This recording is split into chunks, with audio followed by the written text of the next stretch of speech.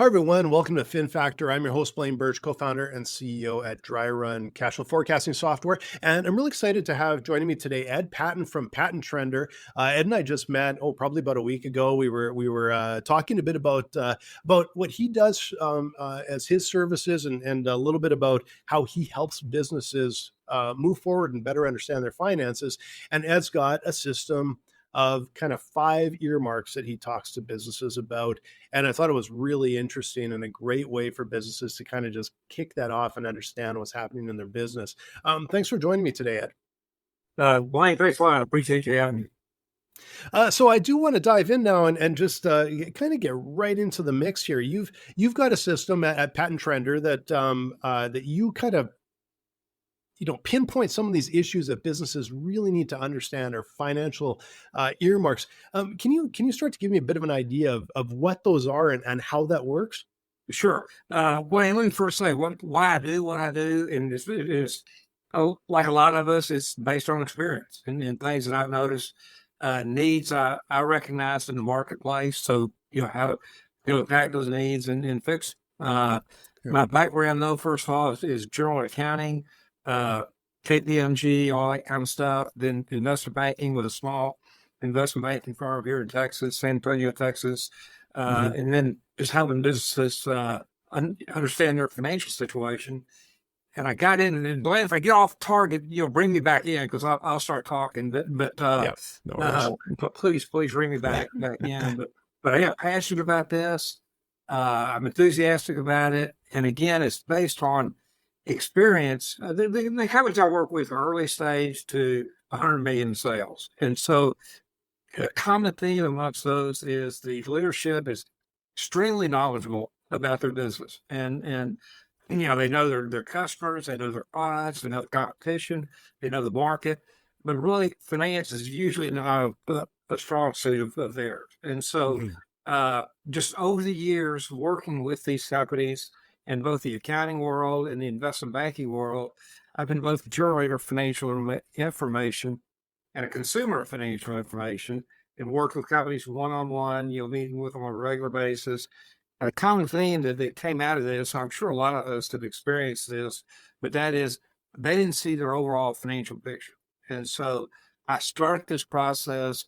It has evolved over time. And so what is come down to is I have what I call the 5 elements of financial fundamentals. And those 5 are cash flow, operating earnings, and those 2 are the cash flow and the P&L side. And then the other 3 are the capital side, which is financial strength, value, and borrowing capacity. And what I found, if you have visibility into those 5, you really get to see your whole big picture financial situation. And so, I tell people, start with the big picture. You can always drill down for more specifics. But if you see the big picture, it starts to put into context, the rest of the financial review, the business review, and all that. But there are too many times we start at the bottom and work our way up, starting in more details. But there's so much data available, especially with modern accounting software and data and all that. There's just no shortage of details. But my experience is there's a shortage of a big picture. And so that's where I have companies, that's what I do, to make sure they see that. And that is, and what this is, it's an addition to good information. It doesn't replace good information, but it's an addition to. So I'm not sure that answers your question, but that's where I went. No, I'm going to want to start to get into some of the detail there, but it's that's what of course, we're talking with businesses all the time, and we do get into the bit of the operational side, the granular side, but usually that comes on the heels of them really understanding where the pinch points are in their business, where the problems are, and like you said, there's a lot of founders out there that, and we're talking to some really substantial businesses. They focus on the areas that they're familiar with, that they're comfortable with, and sometimes that means they'll turn a blind eye to some really key areas that they aren't maybe as versed in or as comfortable in. But sometimes those areas are the ones where there has to be some level of attention that maybe they do have to prioritize. Sure. Um, it is so essential for a business to take those next steps to truly understand kind of the full picture. And what I find interesting too, like of course we sit so much in the operational side, and you're talking, cash flow and the number two, the sort of the operational revenue, where I don't recall, you have to correct me on that. But then it gets into like borrowing power and all these other things that are kind of go part and parcel, but can sometimes be ignored in the day to day. I want to actually just be able to slice and dice a little bit here and just get kind of the overview of these five sections and how you think they kind of connect with each other. So Sure. let's start with the first one. I remember the first one was cash flow. Right. How do you like, what do you draw attention to there, and how is that the sort of the first step? Okay. Well, I'm going to come back to that. Well, what I do with these five elements is what I call it. But is I go through these, first of all, the first page on the Trendr package everybody hits each month it's a one-page financial report card. And so what that is, it has these five items on there, and it's a red light, yellow light, green light, report card, scorecard. And so, sit down and manage that. If you're above this number, you're green. If you're below that number, above, a bad number, you're yellow. If you're below the bad number, then you're red. And so it just gives you a really quick overview. And so, and I just show one number for each of those five items to start with. Always drill down for more details as needed, when it's critical, when you need to. But on the cash flow, Wayne, I've got something different. I have something I call foundation cash flow. And so I have two proprietary reports. One is a cash flow statement, and then one is the financial health and liquidity calculation. And the reason for that, on the cash flow side, is traditionally it will use the cash flow statement, and it's my experience that that's really kind of a broken statement. It's there's a reason companies don't understand their cash flow, and I think it's because the cash flow statement is so illogical. It doesn't flow the way business people think. It mixes apples and oranges within their three categories, and so it can. I figured that out by sitting down with companies going through their cash flow. And I remember, a lot of this is built on experience. Going through one company, the owner said, "I'm confused." Afterwards, I said, I'm really kind of confused too. So that made me start the process of developing a different kind of cash flow statement. But anyway, the cash flow number I look at is something I term foundation cash flow, and that is the change in working capital each month. And so, what a lot of people don't realize is the change in working capital is driven by the change in non-working capital components, long-term assets, long-term liabilities, and equity. And it's that way because, surprise, surprise, this is a ingenious statement, a balance sheet balances. And so, as we all know, the left side of the balance sheet balances to the right side. And also, though, if you don't focus on the top half of the balance sheet balances with the bottom half of the balance sheet. And so the primary economic and business activities are on the balance sheet in the long-term items. Equity is, we won't go into, there's all kinds of variables could be in there. With the net P&L, a lot of the income statement is buried in the equity side. CapEx is on the fixed asset side.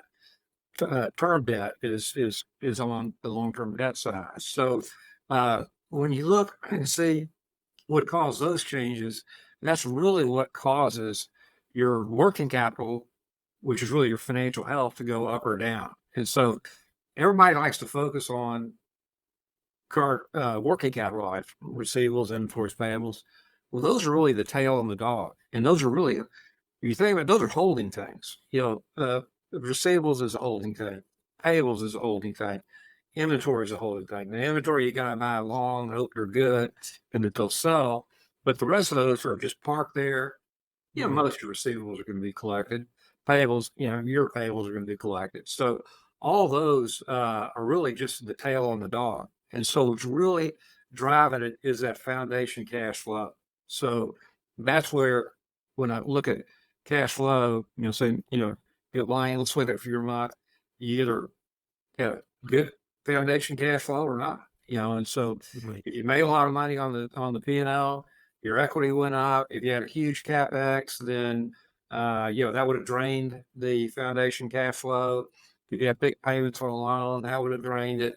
If you had if you funded equity, made a distribution, I mean, all those things affected. And so the way the Trendr cash flow statement is built is it shows four categories: operating earnings, non-operating, which are those are the things on the long-term side of the balance sheet, then the working capital components, and then a line of credit up or down.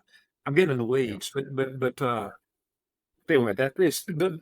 So when I look at cash flow, I look at foundation cash flow, and I found it really gives tremendous visibility into many financial aspects of the business. And it's an hour. I mean, Glenn, I'm sure you've seen, we've all seen it. We had CapEx last month or 6 months ago or whatever.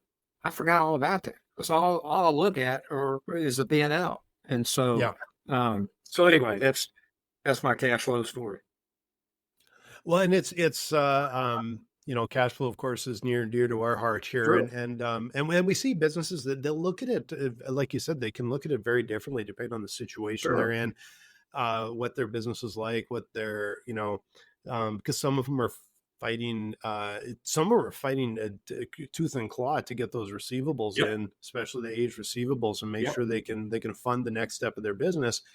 And other ones, it's they maybe don't have that battle, but they got a different one, and it's are we profitable? But we kind of have the money; it's kind of coming in, but is the business healthy overall? And a lot of moving parts and a lot of components in there, of course. And but I think the way you explained it makes a lot of sense, and I kind of agree with you. Like, you look at a cash flow statement, and it's like some of it feels like cash flow, and some of it kind of doesn't feel like cash flow, right? So, even though it technically is, I suppose. Blaine, really, a lot of this stuff, a lot of things. It's not rocket science, but a GAAP cash flow statement, any other Trendr cash flow statement, anything else, they show the change in cash, and so really, it's just a matter of how do you group it, and what makes sense for management. So, And that's, I think, the thing that flows to the top is one of the most important things is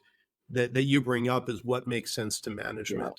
And we know, like, a lot of our partners at Dry Run, like that's one of the biggest reasons they use Dry Run is because they can the management team understands it at a glance, and that's how important it is. If you're not getting the message across, they might sit there and nod. But if it's not really sinking in, are you really doing a lot of good, or and are they going to make a mistake, right? And but I want to so I want to go into like number 2. Okay. So you start a cash flow. Now, what's the next sort of step that you get into? Okay, then it's operating earnings, and so that's just basically it's in a DA, but and so operating, operating earnings is huge. I mean, it's tremendously important. And again, part of this too is one of the big reasons people hire me, companies hire me, is because it gives them visibility into the financial side of the business in everyday language, in layman's language. And so, the operating earnings it is what it is, and everybody looks at it. But you think about the visibility. Again, where does the operating earnings fit into cash flow, or vice versa? And then those two feed the capital side of the business. But when you look at operating earnings, and again, the trend is break it down into higher categories that can always. There's so many programs can break down to the nth degree. So that's not what the Trendrs do. Just make sure you see the big picture. When you look at, operating, as it's sales, it's gross profit margin, it's operating expenses. It doesn't. It's your business. That is your business. And so don't add a lot there, other than it's just a big picture view of it. Plus, and you had brought up something that there's a little something down it's all interconnected. And so not only do you Mhm. see it, but you see that that it's interconnected.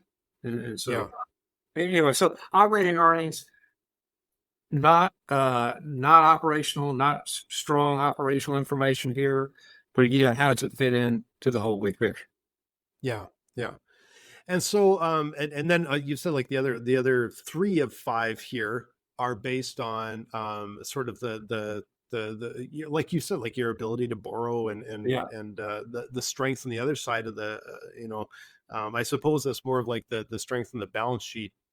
Sounds a little bit right, or It is. It's what I call the capital side of this. And so it's financial health, the value of the business, and then the borrowing capacity. And so those are the five. And really, what's interesting is you look at out of those five, and again, the first two are cash flow and operating earnings, and and then it's the capital side. Really, the cash flow and the operating earnings are a means to an end. And the end Mhm. result is the capital side. Is you go through this process. Look, did you come financially stronger this month or quarter or year?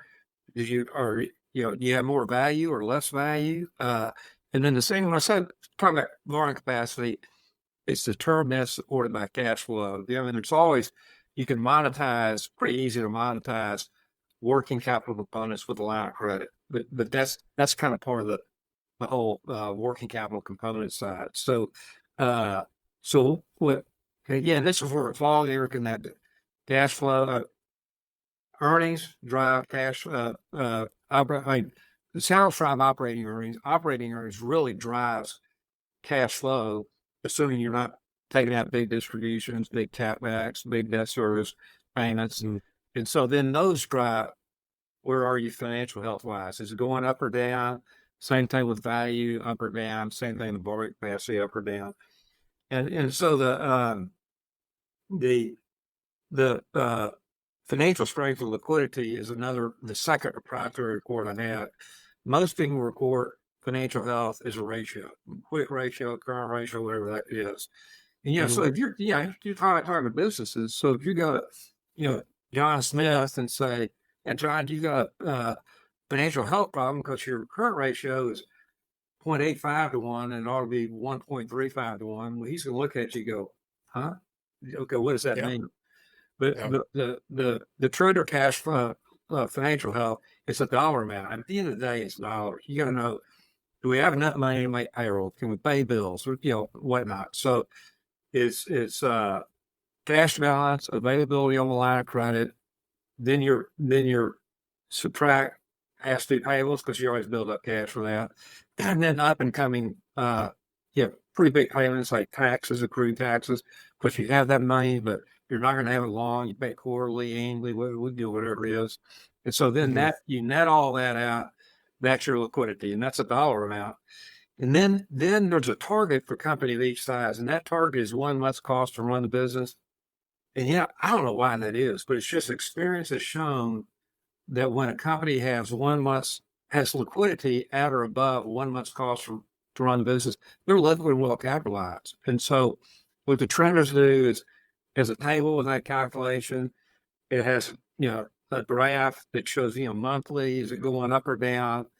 And then where the target is. So you're above the target, below the target.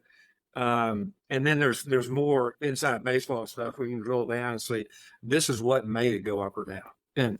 Mhm. And and that foundation cash flow comes back is a huge part of that. Uh, and then there's a tail on the dog, the working capital components, and some other things too. So anyway, just so people go, well, yeah, can I afford to do this or that? You look at that graph, and in 2 seconds, you're going, you're way above your target, you're below it. So yes, you can, no, you can't, whatever. Mhm. Because reminds me, I've got two quotes I like to use. I'm kind of getting off target here a little bit, but one is it's uh, supposedly Leonardo da Vinci started, but it's simplicity is the ultimate sophistication. But it's Mhm. also reaffirmed by Steve Jobs. That was his philosophy on designing Apple products. And if you think Yeah. about it, I just remember my first iPhone, and this goes back before that. I had a flip phone, and no telling what I had before that. And I just remember, time goes on, you have to get a new phone. And so I'd get a new phone, and God, I just hated the process. It just, it is new technology back then. Takes forever to figure it out. So finally, okay, I'm getting an iPhone. The world has changed. I got to get in. Not too very long ago that was. And we're, man, I'm dreading this. I'm dreading this. Went to the store, got it, took it out of the box, turned it on, and it was going. I mean, it was ready to go. I'm sure I'm Yep. still on that some, but that thing was so well designed. And, and there's so much going on below the surface of the water, but you don't see it. All you see as a consumer is that smooth water up above. And so, that's what I try to do for the business owners. So let's just make this to where everyday language, you understand it. Questions, great. Let's dig into it. So, the other quote I like too is only a few numbers in a few minutes. And so that's what I like to tell businesses. If you're doing well, you don't need to spend a lot of time on the things. I mean, you can, but really, this is for board meeting stuff. You go through here, your 5 elements, you're okay, you're not okay, or whatever. If you're not okay, we look at it, you start digging into it. You're okay, start talking about strategic and tactical issues and not, we've all been to these meetings where you end up, they look at the thing and say, well, this number looks funny. Well, they start digging into that number, and then that leads to this rabbit hole and that rabbit hole. Yeah. That stuff wears you out to go through that process. And the next thing you know, we've been here 2 hours. We hadn't accomplished anything, but it's time to go. So trying to avoid that, trying to avoid just that. Yeah, and it's like we've of course we've seen that. We had I still laugh. This is a couple of years ago or a few years ago now, but we had a business. I think they were like north of 5 million. Yeah. And we were in a meeting with the one of the business owners, but also one of the finance people. Sure. I don't remember what role it was, and there was such a different conversation. But the person in the finance department was looking back and said it was looking back through some of the past stuff and went back a few months and said this account's out by it was like $8.37 or something. Yeah. And we're kind of like, who cares? Yeah. Like, it's in the past, but honestly, we got that from you. We didn't make that up. Like that came from your ERP. So like, don't, but that was this focus there. But then the business owners basically was like, yeah, kind of who cares? I'm trying to figure out if I can expand and I can do this and I can do that. And what we realized from some of those meetings is, no, we had a bit of too much granular information, a bit too high up. It's like, if you want it there, you can dig a little further and you can get to it because there may be a reason, but probably not. But what we found, and it was a big sort of aha moment for us a little bit, is a business could get, a bit bigger. And we've heard this numerous times from someone. It's just another zero. But the interesting thing is, it's like there's an extra zero on their revenue for the business, and the amount of information they want to see is like basically also cut down by a zero. Like they want to see way less information. It doesn't almost matter how big the business is. They still want to see this less information. So it's kind of like, instead of showing 10 times more information, 100 times more information, 1,000 times more information, it's actually 10 times less information, 100 times less information. It's just the same amount in the end. And it was really interesting to see how that worked. But yeah, like you said, if there's too much, it's not going to help. It just doesn't do anything. No, but we're same experiences, saying the same thing. And well, what amazes me is, saying the same thing you are, is just been amazed that brevity really expands knowledge. And it's so counterintuitive. It just doesn't make sense. And by the way, in fact, I was having a meeting this morning. I was still somebody not on point, but a little bit maybe. But you're trying to be brief and all that. And somebody said this to me a long time ago, and it stuck with me. And it kind of goes with simplicity. But this quote, I think, is from Abraham Lincoln, but it said, "If I'd had more time, I would have written a shorter letter." And then so, it just, anyway, so it's just, keep it brief, keep it brief. And it's not easy to do. Simplicity is hard.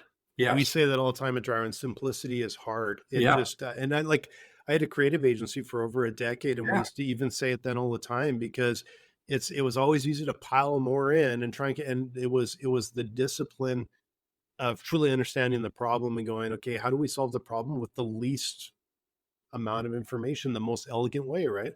No, that's not elegant's a good word. But I think it's finance and accounting people. We have so much information, and we want to make sure make sure you get it. And so, but the problem is we got to filter through there first before we give it to somebody. Everybody can always ask questions. Yeah, that's exactly it. And but it's also equipping them to do that because I've been in management meetings before, Sure. and it's people nod and Yeah. smile, and you're like, Yeah. no, they're lost too. Yeah. Like they're all lost. It's Please keep yeah, it brief. And please keep it brief. So okay. yeah. Okay. So I want to dive in now, into the fourth one, because now we've gone through sort of the financial health and the cash flow and that. What is the fourth one as we get more into the on the kind of capital side there? Well, okay, so we went into the financial health. So then it's value, and so there's not anything proprietary about that, but it's a generic valuation. All these numbers are locked up in your monthly balance sheets and P&Ls, kind of like we talked about on a cash flow statement. The numbers are all there. It's just hey, package them together, and so Mhm. the value is you got EBITDA each month, so it just Excel does this for everybody. So, or you can, and so you go in there, you have 12 months, you have a trailing 12 months EBITDA, and then you put a multiple to that, and then that is subjective. So, Mhm.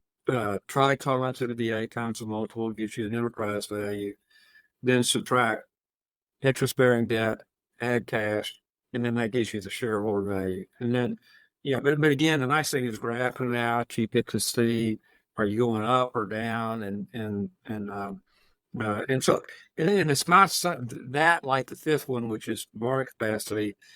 It's not something you need all the time, but it's there, and it's a big component of the business, and so Yeah.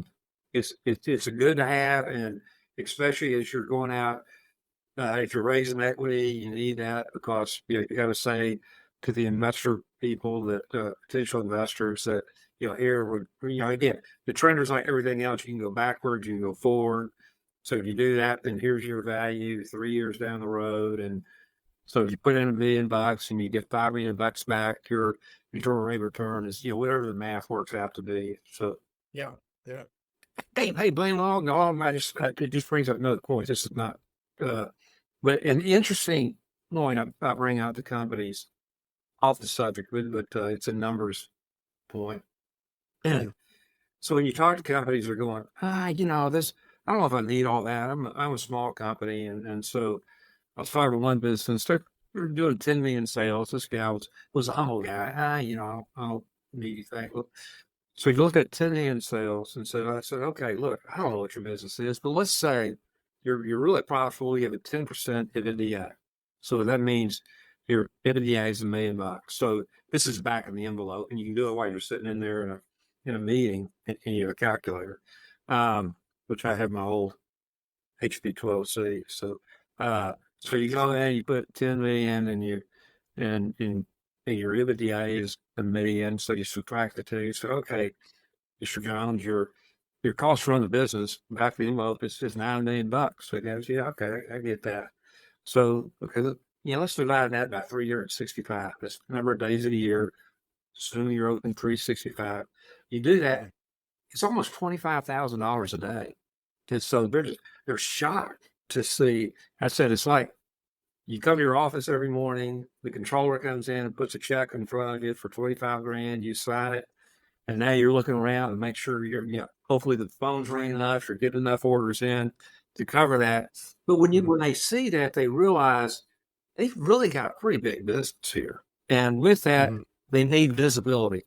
And so anyway, it all kind of comes full Yeah. circle and plays together. And it's a good selling point. It's an interesting point, and it's insight.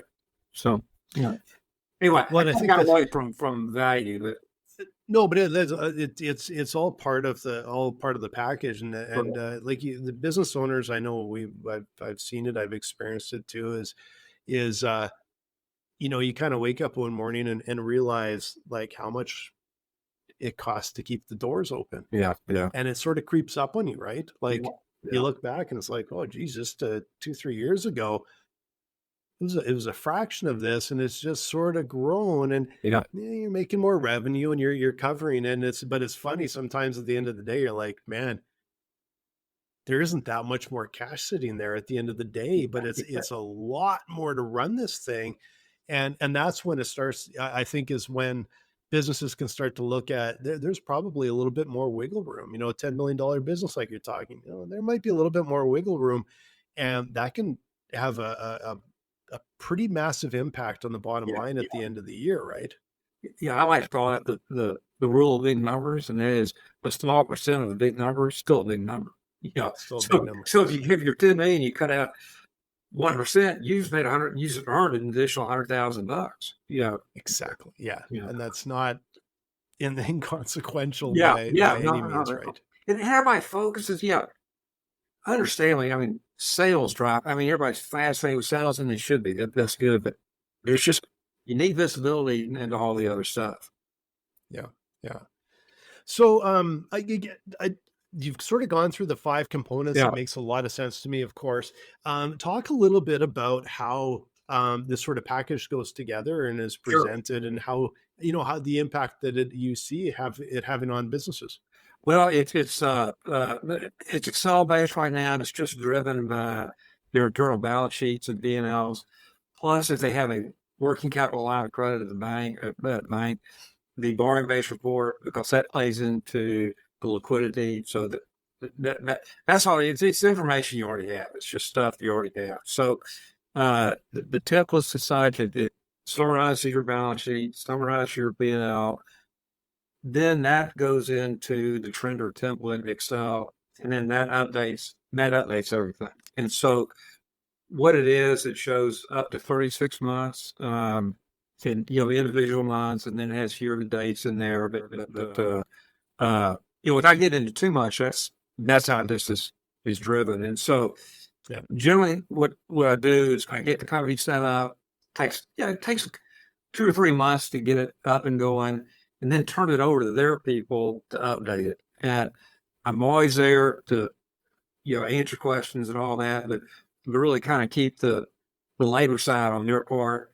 I can do $100 million company in 10 hours a month, and so but get that off of me though, and let them do it. And it's informative, and so Yeah. and a good controller can really help them start to advance their career and see more of what's going on. So Wayne, some internal people embrace this or want to do it. I'm talking about the sort of back office. Others just don't want to do anything new or different. So but yeah, well, it is what it is. So you got to drive with that. So does that answer your question? Is that Oh no, no, no, completely. And it was interesting because you mentioned like sometimes in the back room people don't necessarily want to change or want to, and it's going down a little bit of a bigger path, but it is something that like sort of we all face when we're selling into bigger businesses. There's always numerous stakeholders, and you sort of have to figure out who they are yeah, and what and somehow get them all on board. But when it's something like this, um it makes such good sense and is for the health of the business, and of course the owners can definitely see yeah, it, yeah. but sometimes it'd be a challenge to engage everybody that's involved in the whole circle of it, right? But no, that's fine. But that's for life too. So you got to plow through it. So Yeah. um, we all face it. So what kind of is there a particular sort of type of business or sector or size that you tend to work with a little bit more often than others, or No, it's really my sweet spot is it may just be in San Antonio. I'm in San Antonio, Texas, and it's kind of middle smaller market, and so the sweet spot I've had is say 10 to 20 or 30 million in sales.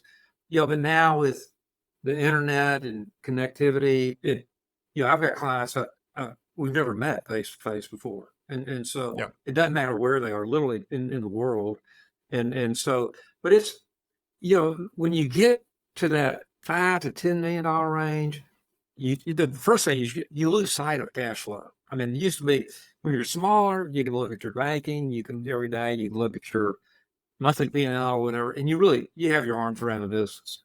But once you Mhm. start to get bigger, there's too many moving parts. Cash flow, there's working capital components, there's things not on the P&L, and so you just lose sight of them. You lose sight of the history of them, and so I'd say in that $5 to $10 million range, it really starts to get to where you need the visibility. Yeah.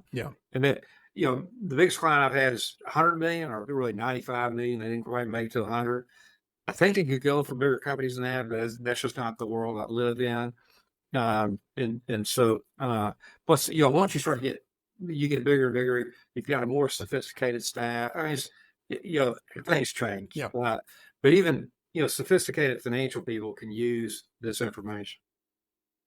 Oh, yeah, absolutely. Like I said, it's the ones that I think when they say it's just another zero, I'm like, yeah, they kind of get it, right? Yeah. Like they know this is still important, and it's easy to lose sight. It's the forest through the trees type thing, right? So Well, but also, Blaine, as the people that have been with the multi-billion-dollar companies aren't that doesn't necessarily transfer into being able to run a $20 million business. I mean, it's just the whole world is different, and vice versa yeah, too. But yeah, so yeah, absolutely. So how can people track you down if they want to learn about your system, learn about you, talk with you, connect with you? How sure, should they sure. find you? I've got a website, PattonTrendr.com. Then phone number 210-822-9977. Email is info@PattonTrendr.com. Okay. Patton Trender TRENDER.com. And so Okay. but what's I got two trademarks. One is Trender because Okay. clients just started using the word, when is this much Trender going to be right? And so I trademarked that, and then five Yeah. element the financial fundamentals, five elements that trademark. So, Okay. anyway, that. That's terrific. And I'll definitely add that into the show notes too. But this is really interesting, Ed. I really found it interesting. We were talking last week, and Yeah, you're walking me yeah, through just not in this much depth, which I really appreciate. I sure, got a sure, chance to actually sure. learn about it. But those, like I said, this is something near and dear to our heart because, of course, we sit a lot of times on the operational side, but it's a big it's a big package to get to success, and there's the part where we need them to truly understand some of these gaps, and that leads into a lot of the stuff that we do and we're really passionate about, right? So it's I found your system and what you offer and the simplicity of it really Well, appealing. good. And I appreciate it, and I appreciate you having me on here Yeah. too. So, and I enjoyed your podcast, and tell my San Antonio buddy, Mike Line, tell him hello for me. I definitely will. It's I know you guys are both in the San Antonio neighborhood there, so yeah, it's great to hear.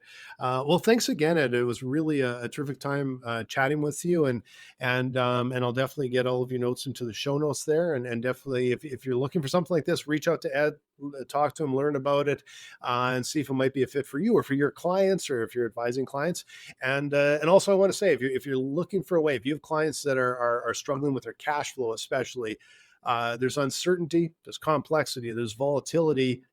That's where we really come in with Dry Run, and sometimes the more complex, the more we can help. So come visit us at dryrun.com. Thanks a lot, Lane. I enjoyed it.